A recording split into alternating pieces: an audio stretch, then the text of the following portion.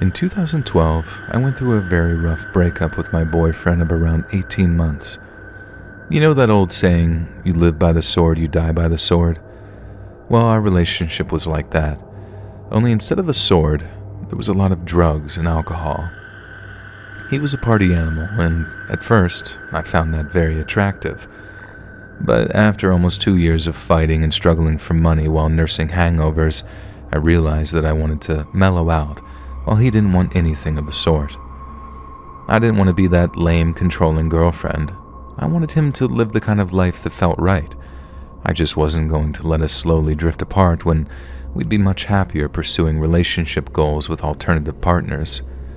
And that's the way I saw things anyway, but he disagreed. Like I said, the breakup itself was rough. There was yelling, there was tears, but in the end, he seemed to accept my decision and agreed that we'd be happier seeing other people. I also explained that I wanted to end things on a high note and that I didn't want my final memories of him to be tarnished by anything negative. That's what really seemed to make it through to him, and after that, everything seemed fine. But then came the night that he drove over to complete the ceremonial exchanging of stuff. I'm pretty sure that a lot of you know what I'm talking about. If you've been seeing someone long enough to have frequent sleepovers at each other's places, chances are you've left a whole bunch of stuff over there. For example, a bunch of skincare stuff to keep in his bathroom so I didn't have to carry a makeup bag to and from his place. Then, factor in that I have to buy this expensive Korean skin cream that literally has snail slime in it. Look it up, and you can see why I was so desperate to get it back. Now anyway, so I've been texting my ex back and forth for a few days, organizing the exchange, making sure we're not forgetting anything so it's a one-time thing and we can make a clean break. He agrees to come over to my place once we both finished work. Then when I got home, I bagged up all of his stuff and waited for him to arrive. He told me that he'd be at my place by no later than 7. But then 7 turns to 7:30 and there's no sign of him. I texted him to ask where he was, but got no reply, so maybe like 5 to 10 minutes later, I start calling him, and after getting his voicemail a few times, he finally picks up. He didn't sound like he was in a particularly good mood, but all that indicated to me was that he was sober. He told me that he'd gotten caught up in a few things and that he'd be over by around 8:15. All I did was ask him not to be too late, as I had to work the next morning. He hung up, and then I went back to waiting. Finally, just before 9, he buzzes my apartment, and I let him upstairs while I waited near the door with his bag of stuff. It took him slightly longer than usual to make it to my door, but then when he does, and I open it, I could smell the stink of booze on him, and right away that gave me bad vibes. He had a shopping bag with what looked like my stuff in it, so that was a good sign. But I had also explicitly asked him to stay sober for the exchange because I knew what it might lead to. I say I knew what it might lead to, but that's not strictly true. I figured it'd get emotional. I just never have guessed that he'd take things as far as he did. So, first thing I say when I opened the door and smelled the booze on him was a reminder that he'd promised to make the exchange sober. He just brushed it off, asked if he could come inside, but I said no, that I preferred just make the exchange and leave things at that. He started asking me, "Really? This is who you are now?" And I very politely reminded him that if he couldn't conduct himself like a grown-up, then he wouldn't be getting his stuff. It was a huge bluff on my part because I really wanted my stuff back, but I also didn't want to give him the impression that he could keep dictating terms outside of our relationship. I remember taking a step back from the door and getting ready to close it, then after giving him one last chance to just give me my stuff back, I attempted to gently close the door in his face. His response was to shove his foot in the door to keep it from closing. And then, after barging it open so hard it actually frightened me, he walked down the hallway of my apartment and into the TV and kitchenette area. My apartment door was still wide open as I started yelling at him like, "What the F do you think you're doing? Get out of here." But he didn't listen. He just marched into my kitchenette area where there was a small dining table, then slammed the bag of my stuff down on it. Then, as he took a seat, he demanded that I come talk to him about the breakup so he could get some final closure, as he called it. I held firm, refused to even follow him into the kitchen, and kept demanding that he leave before I called the cops. But that's when he seemed to completely lose his mind and started literally screaming at the top of his lungs. "Do you want to kill me? Because that's what you're doing here. You're killing me." By the time he started freaking out and screaming, I was already on the cusp of dialing 911, but when he walked over to my knife block and pulled out the biggest one he could find, I realized things were way beyond negotiating and hit call after tapping 911. I also rushed back towards the front door to my apartment for several different reasons. First off, I had a pepper spray in my jacket that I kept on the hanger, like out of sight in case I needed to use it on an intruder, and so the first thing I did was grab that. But now I'm outside my apartment in the hallway with the door wide open and my ex sitting at the kitchen table, so if I need to, I can run down the hallway and out of the building and not risk trapping myself in the apartment with him. I'm also talking to the 911 operator by then too, all the while my ex is screaming at me to get off the phone and come back inside. But since he still had that carving knife and a white knuckle grip, there was exactly 0% chance of me heading back inside. The next thing, I was giving the operator the address of my apartment building when my ex started walking toward me, out of the kitchen and into the hallway. I obviously wanted to keep out of stabbing range, so to speak, so I remember rushing down the hallway toward the elevator and stairs and stopping to check if he was following me. My ex was following me. He'd come out of my apartment and into the hallway, but when I turned around in that split second and he saw that he had my attention, he stopped walking, turned the knife, and started to stab himself in the stomach. It looked like the knife was going deep, but not all of it went into his stomach every time he stabbed. I guess it was like lots of quick, shallow stabs, but from the horrible sound it was making, I could tell he was really hurting himself. I think that lasted maybe a second or two. I saw him doing it really, really fast, then I just turned and ran screaming down the stairwell instead of taking the elevator. He didn't shout anything after me, or if he did, I didn't hear it. All I could hear was those grunts of pain as he stabbed himself again, and again, and again. Then I started screaming, and I didn't hear anything else after that. I remember taking my phone away from my ear as I ran down the stairs because it felt like I might lose my balance if I didn't. But then, I was so scared that I kept trying to tell the operator what was going on, and that resulted in me running down the stairs screaming, "He's stabbing himself, he's stabbing himself, someone call an ambulance, he's stabbing himself." I ran all the way across the parking lot of my apartment building before bringing the phone back to my ear, and I kept talking to her as I waited by the street that I knew the cops would come down. I remember begging the operator to tell the EMTs to hurry, that my ex was really hurting himself to the point where I thought he might die. She did her best to try and keep calm.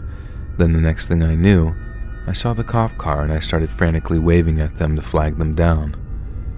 One of the other things I remember is how as I let the cops into the building with my key fob, I kept telling them, "Please don't shoot him, he's trying to hurt himself, so please don't shoot him."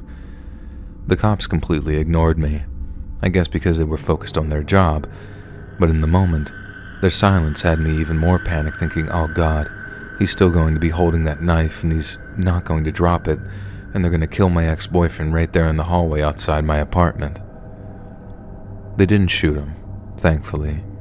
He was just lying there bleeding, but by the time the EMTs arrived and got him into the ambulance, which was at least an hour after he stabbed himself, I was totally convinced that he was going to die. Thankfully, some of my neighbors had emerged from their own apartments to see what all the commotion was, and were there to give me the consolation I so direly needed in that moment. Another thing to be thankful for was that my ex survived his self-inflicted wounds, although he did need a bunch of different surgeries to repair all the damage he'd done to his stomach or intestines.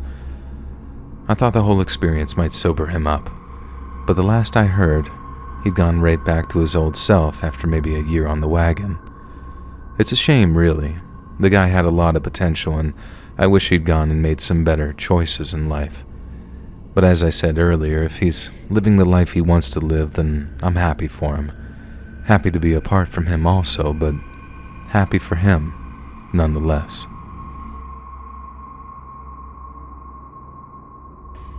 Hey guys, thanks so much for all the support. If you haven't subscribed to the channel yet, please feel free to do so. My boyfriend cheated on me. Once upon a time, in the vast world of Snapchat, I found a friend named James.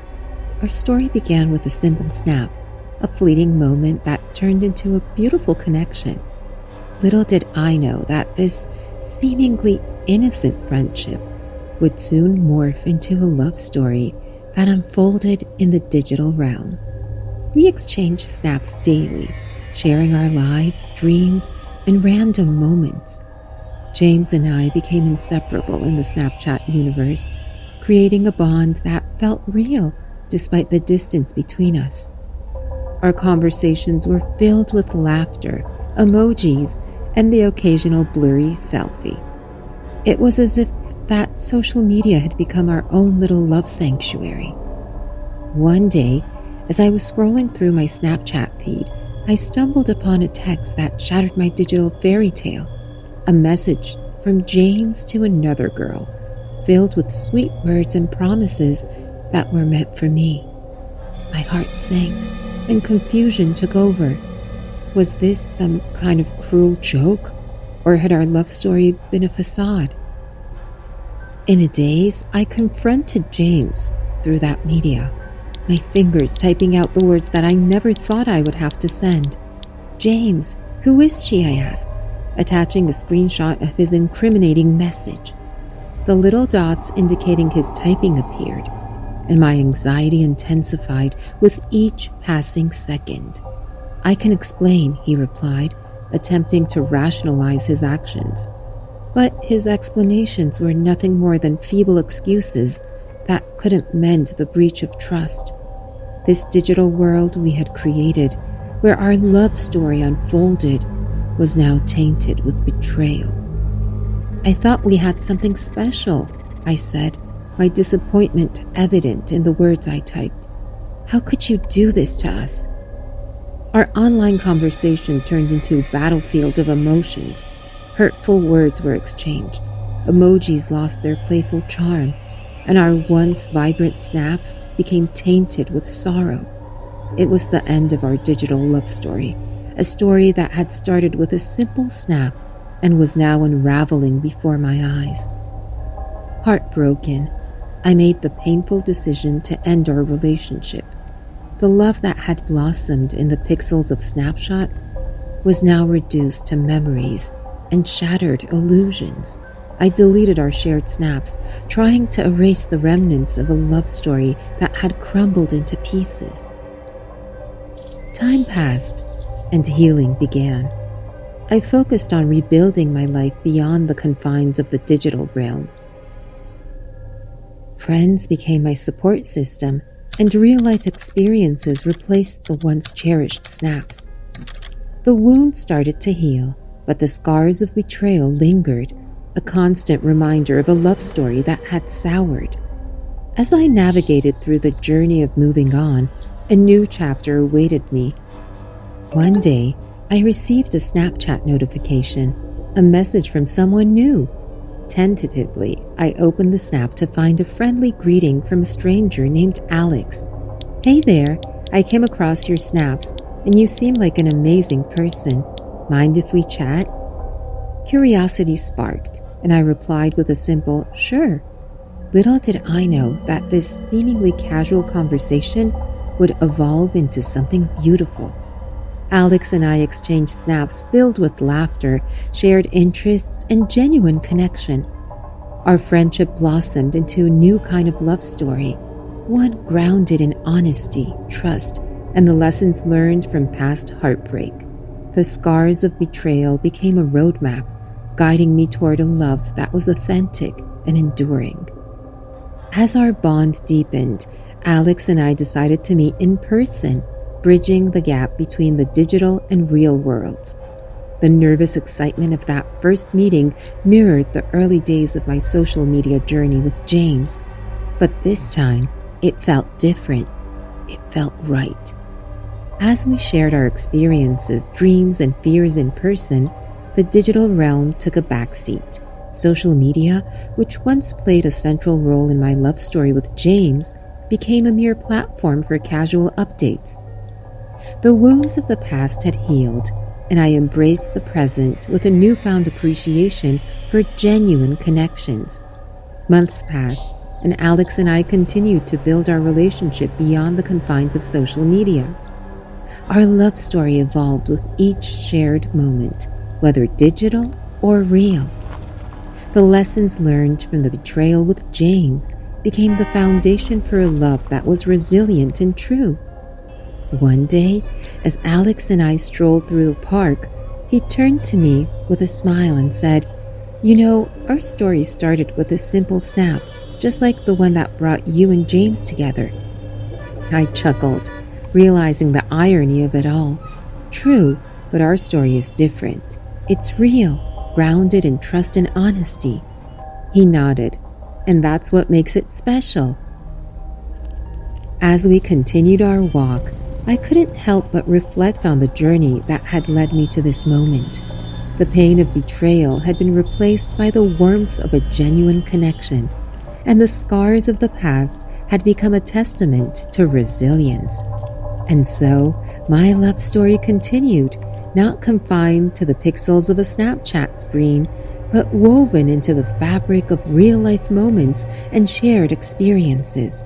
The digital world, once a source of heartache, had transformed into a platform for new beginnings, reminding me that love could endure even after the pixels faded away. One day, as I was walking down the street, I unexpectedly bumped into James. He looked at me with regret in his eyes and said, "I'm sorry for what I did." However, I chose not to dwell on the past. Ignoring his apology, I walked away, determined to continue my journey without him. The hurtful memories lingered, but I knew that moving forward was the right choice. The simplicity of walking away spoke louder than any words he could offer.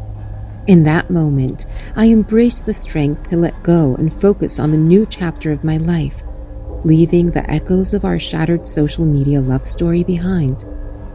Many people go through something like this at least once in their life.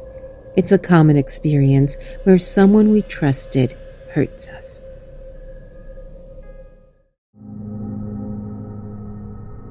I met my first serious boyfriend in my final year of college, and the first few months of our relationship were some of the happiest times in my life. Little did I know that our breakup the following year would result in him basically stalking me for 4 years afterwards. He made my life absolute torture for almost 5 times as long as we were actually a couple. And over time, someone I loved most in the world became someone I hated and feared with all my heart. A few months into our relationship, he started to display some increasingly possessive and controlling behavior. It was subtle at first. He'd asked if I'd done my workouts, then gently chide me if I'd been too busy to do them.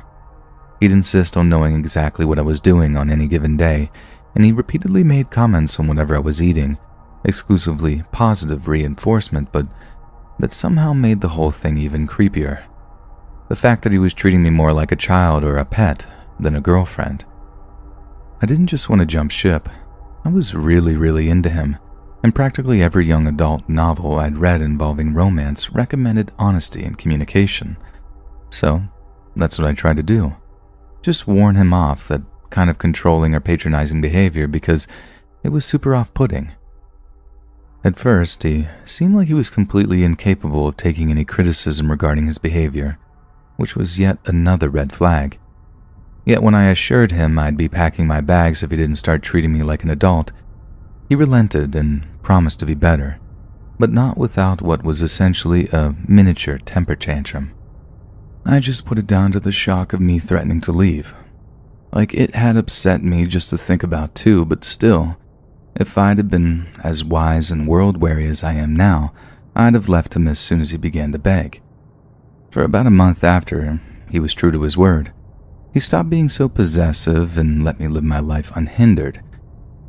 Yet slowly but surely he started acting in the same old way, and that's when it became clear that it wasn't so much that he couldn't change, he just didn't want to.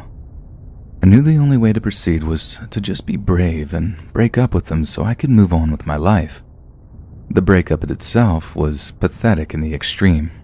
He cried and screamed and begged to the point where I wondered where the man I fell in love with had disappeared to. It took a while, but in the end he accepted. A full week went by without us talking, and I honestly thought that was the end of it. But as it turned out, it was only the beginning. At first, when we got back in contact, his behavior and demeanor seemed like nothing more than the regular pining of a spurned lover.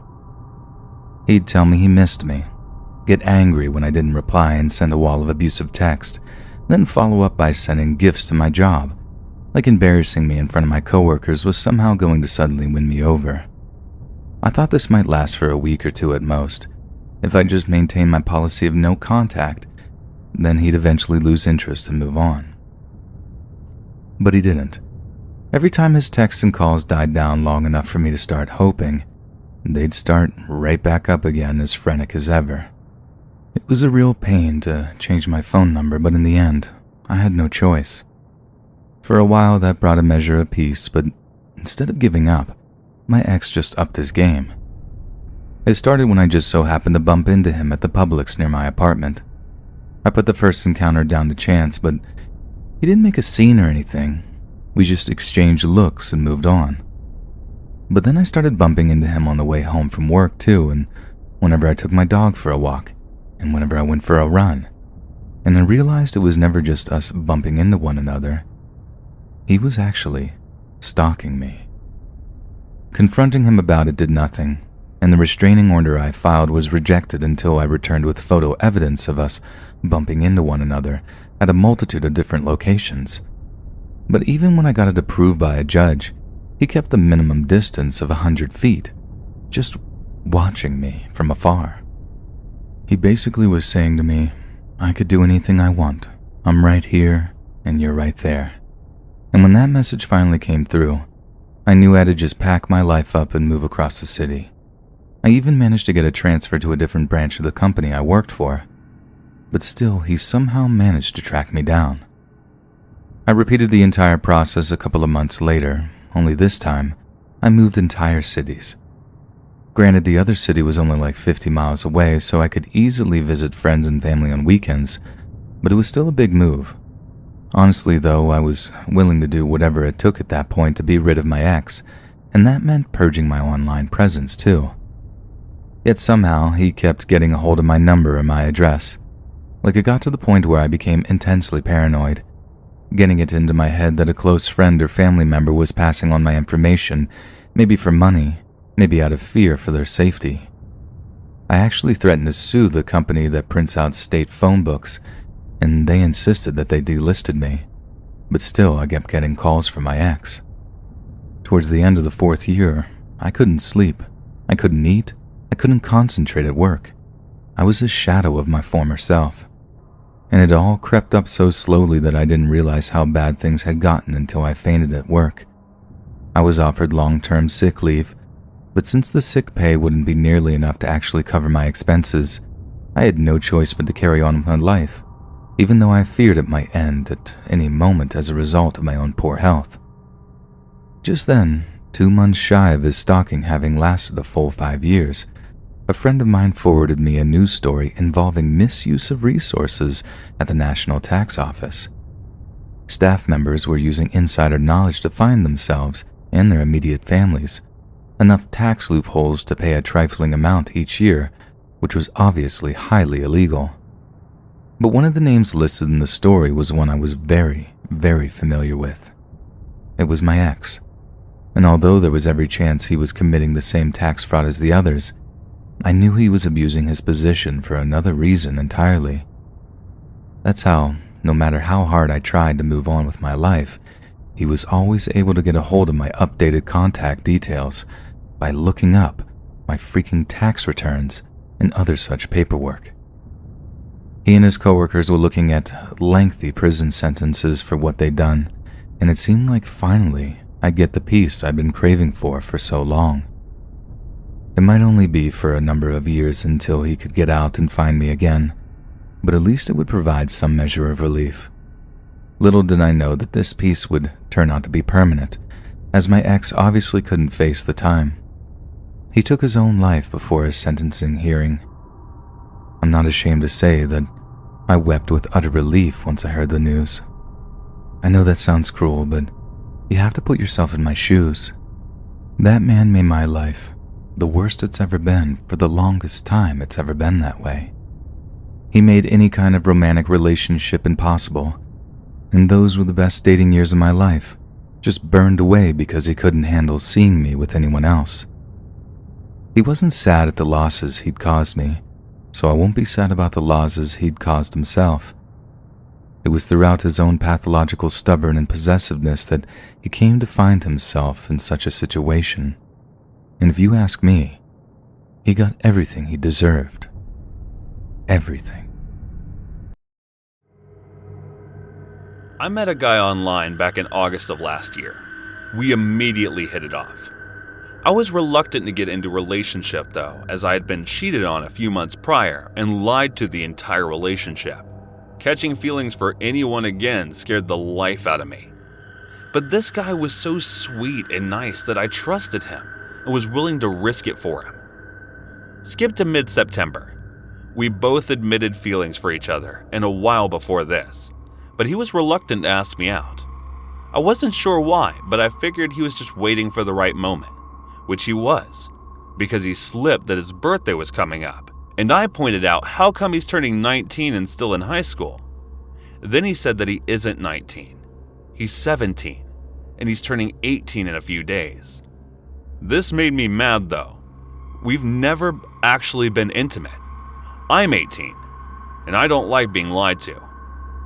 We both met in a place that's only for 18 plus people. He pointed out that I never directly asked him his age. I just assumed because of where we met. Despite this, when he turned 18 and asked me out, I said yes. We lasted less than a month. He would start fights every single day over the dumbest stuff. If I took over 10 minutes to reply, he would get mad at me and told me I needed to tell him when I was going to do stuff. So he wasn't waiting for my message. He got mad, and I had been in relationships before him, despite none of them turning out good. So I broke up with him. I thought maybe in the future things would stop, because this is his first relationship and he was just unexperienced. I told him multiple times calmly that things need to change, and once the fight stopped, we can try again. But they never stopped for more than a few days. One time he lied to me, saying some girl had been flirting with him and asking if he was single or taken, just so I confirm a relationship, which I didn't because we weren't dating anymore, and he got mad.